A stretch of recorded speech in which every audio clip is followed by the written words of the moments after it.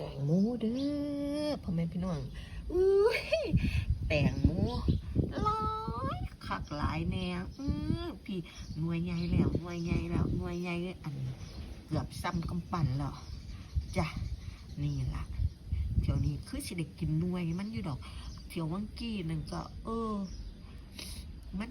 มันฮ้อนไหมพ่อแม่พี่น้องมันก็นั่นแต่อยู่นี่บ่คือสิบ่เป็นหยังดอกเดี๋ยวนี้คือสิบ่เป็นหยังค่ะเนี่ยอันนี้ป้าเอาเม็ดมันมาปลูกเด้พ่อแม่พี่น้องเอาเม็ดมาปลูกเม็ดมาปลูกจ้ะนี่เนาะมันก็เป็นเขาเป็นเครือจ้ะคือสิได้กินด้วยเดียวใช่บ่อันนี้อีกนะต้นละหน่วยเครือละหน่วยอันหลายเด้พ่อแม่พี่น้องหังบ่ยั้งค่ะ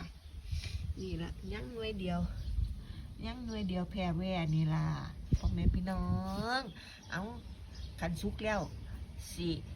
เอาไปฝากทุกคนเด้อแตงโมค่ะ